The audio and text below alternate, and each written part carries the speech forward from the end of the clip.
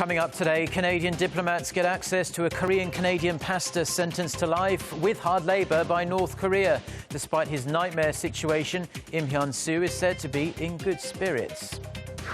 Government officials from South Korea and China are set for rare talks about their overlapping exclusive economic zones in the West Sea. Plus, Beijing is suffering from the worst day of its latest red alert for smog. Moderately high amounts of fine dust are also forecast to blow across Korea's central region today. Stay tuned for these stories and more.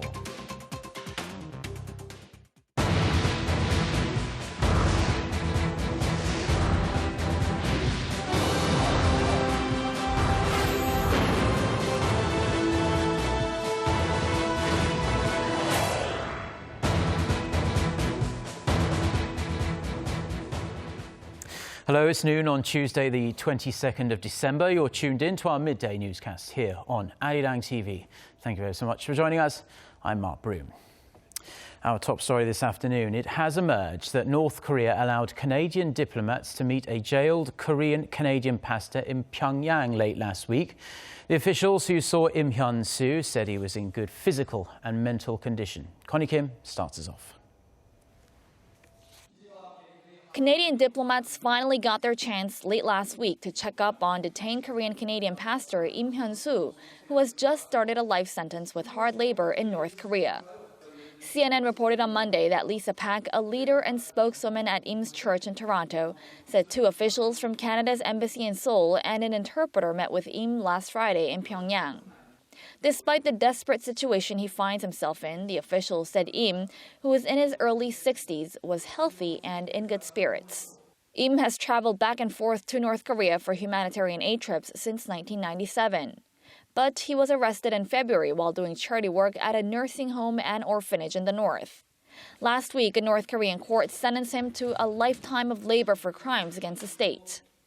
Im was found guilty of a number of charges: attempting to overthrow the regime, undermining North Korea's social system through religious activities, and joining a U.S. and South Korean-led human rights racket against the country by circulating anti-North Korean propaganda. Giving a press conference in Pyongyang in July, Im admitted to the subversion charges. However, his statement is considered unreliable as others who have previously been detained in North Korea have said they were forced to make false confessions. Connie Kim, Arirang News. Now, South Korea and China will hold talks on the issue of their overlapping exclusive economic zones in the West Sea. It's their first official meeting on the issue since 2008 and the first time the talks are being held at the vice minister level. South Korea's Vice Foreign Minister Jo Tae-yeol and his Chinese counterpart Ryu Jong-min will meet in Seoul this afternoon. A major sticking point is Seoul and Beijing's respective claims to Eodo Island, a submerged rock in the West Sea. The talks are a result of an agreement by Presidents Park Geun-hye and Xi Jinping earlier this year, as both sides see the issue as an important one to resolve in order to maintain healthy bilateral relations. Korea's Constitutional Court will issue a verdict on the constitutionality of the 1965 Korea-Japan Claims Settlement Agreement that Tokyo claims settled all issues of compensation to victims of forced labor during Japan's colonial rule of Korea. The court is expected to announce its verdict on Wednesday at 2 p.m. Korea time. The case has been pending in court for 6 years since complainant Lee Yoon-jae, whose father died because of forced labor with Japanese companies, filed a constitutional appeal in late 2009. Now, Lee says Article 2, Clause 1 of the 1965 Claims Agreement, which says the problems concerning property, rights and interest of individuals have been settled completely, and he says that is unconstitutional. Air pollution from China is about to hit Korea with another round of toxic dust set to arrive this afternoon. And this is after Beijing issued its second red alert for air pollution over the weekend. Iksan has the details. A symbolic building in Beijing, now covered in smog. It's barely recognizable after the Chinese capital issued its second red alert for air pollution on Saturday to Tuesday. By Monday, the clouds of fine dust had spread across a surface of 660,000 square kilometers. That's 3 times the size of the Korean peninsula. Now, the dust clouds are headed to Korea. The nation's weather agency has issued an orange alert, the second highest level, starting Tuesday for Seoul, the surrounding areas, and the provinces of Gangwon-do, Chungcheong-do, and Jeollabuk-do. In numbers, that means the concentration of fine dust will exceed 81 micrograms per cubic meter, more than 3 times the WHO standard of 25. The agency expects similar levels for the capital on Wednesday as well, saying the smog won't disperse quickly without the rain that's expected in the morning down south. Experts recommend that people with respiratory issues stay indoors if possible or wear masks on their way out. Lee-Soo-eun, Arirang News. Now, we live in a time when advanced countries have been working to cut their coal consumption because of issues like pollution like that. But Korea has been moving, in fact, in the opposite direction. This is according to a new report showing that the country has the 5th largest per capita coal consumption in the entire world. Our Kim Min-ji has this report. Koreans are big consumers of coal. According to the International Energy Agency, the country's per-person coal consumption is the 5th largest in the world, consuming almost 2.3 ton coal equivalent, or TCE, which is the unit representing how much energy is generated by burning 1 metric ton. Topping the list is Kazakhstan, followed by Australia and Taiwan. Korea even outpaces China and the US, themselves big consumers of coal, as a country. While major OECD countries have seen their coal consumption go down, Korea's has been going in the opposite direction for the last 25 years. In 1990, the OECD average stood at 1.43, dropping to 1.24 in 2010. Korea's corresponding figure came to 0.85 in 1990, but since then it has been growing more than 4% annually. Many advanced countries have been opting for coal-free policies, as coal accounts for almost half of greenhouse gas emitted while burning fossil fuels. But Korea's coal consumption is only set to increase further. The country currently generates over 27,000 megawatts of energy from its coal power plants. By 2023, the government plans to increase that figure by about 18,000, which is roughly 2/3 more than what is being produced now. Korea recently agreed at the Paris Climate Conference to reduce greenhouse gas emissions, but critics say the country's pledges on emissions ring hollow as Korea's energy policies are heading in the wrong direction. Local environmentalists are calling for fundamental discussions on how Korea can meet such goals. Kim Min-ji, Arirang News. Now, President Park Geun-hye has stressed the importance of reforms and restructuring efforts at her last cabinet meeting of the year, mentioning how the Korean economy fared well despite the unfavourable financial conditions. President Park praised the achievements made this year, citing Moody's decision to raise Korea's credit rating to AA2. That's the country's highest ever, and that upgrade came over the weekend. She also called for continued efforts to reform the labour market, including the creation of more new jobs for young people. On Monday, in fact, President Park reshuffled her cabinet, replacing 2 deputy prime ministers and 3 other, as many cabinet members are expected to run in the upcoming general elections set for April next year. Credit card spending by Koreans marked strong growth in November, showing signs of recovery in domestic consumption.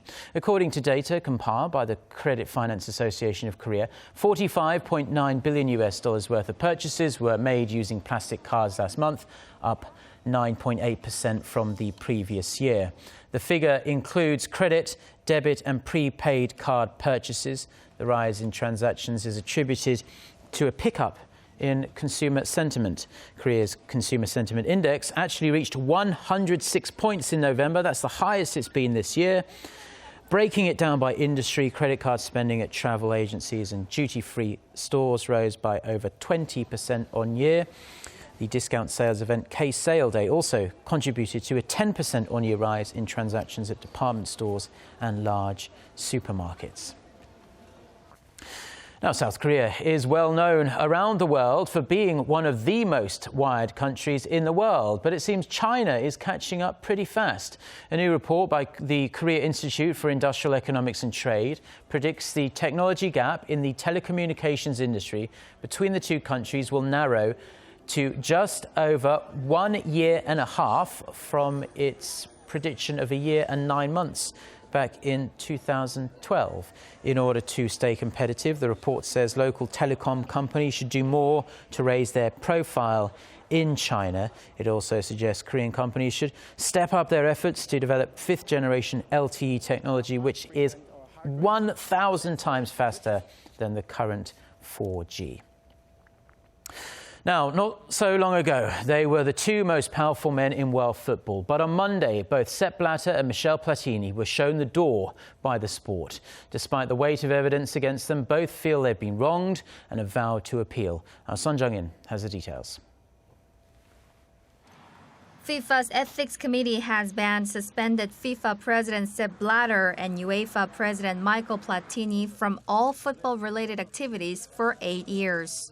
The decision was made after the ethics judges found them guilty of breaking rules on general conduct in 2011 when Blatter paid Platini around $2 million 9 years after they claimed it was originally due. Both men denied any wrongdoings, but the committee said the payment was an abusive execution of their positions. Blatter was defiant in his response. At a press conference in Zurich on Monday, the 79-year-old pledged to fight the ban, describing the decision as totally wrong. I am now suspended 8 years. Suspended 8 years. But I will fight. I will fight for me and I will fight for FIFA. Suspended 8 years for what? Platini was also dismissive of the ruling, saying he will challenge the ban to clear his name. But most watchers say it's unlikely they'll be able to overturn the decision. Given that Blatter will be 88 when his ban expires, it can be assumed that his era is now over after holding FIFA's top job for 17 years. Platini's bid to succeed his former mentor in the February presidential election next year also seems implausible. With two of the most recognizable candidates out of the race, the original list of 7 has been whittled down to 5, including Prince Ali bin al-Hussein of Jordan. Son Jung-in, Arirang News. Now, a suicide bombing in Afghanistan has killed 6 American troops and injured 3 others. According to a spokesman for the governor of Parwan province, a suicide bomber on a motorcycle packed with explosives slammed into a joint NATO-Afghan patrol on Monday local time near Bagram Air Base in the northern part of the province. It was the deadliest attack on international forces since August. The White House said in a statement that the Taliban was responsible. The names of the people who were killed have not yet been released, and the attack remains under investigation. A total of 25 NATO service members have died in Afghanistan so far this year. Russia claims it's unable to get any information from the damaged black box of a Russian warplane shot down by Turkey almost a month ago to this day.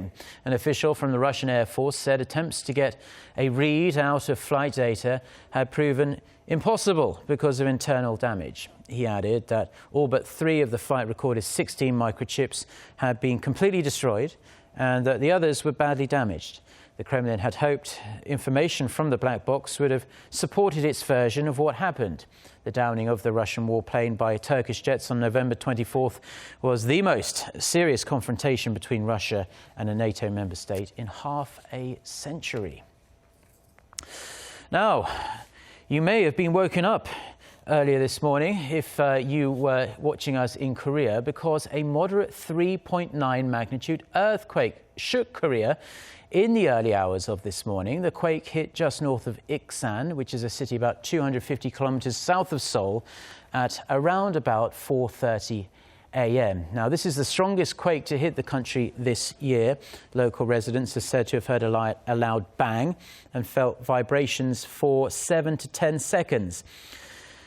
Tremors were also felt all over the peninsula, even as far away as Seoul and Busan. We're looking at some CCTV footage of the shuddering there. There have been no reports, fortunately, of any injuries or damage to buildings, though Korea experiences about 40 minor earthquakes a year. The strongest one on record was a 5.2 magnitude quake back in 2004.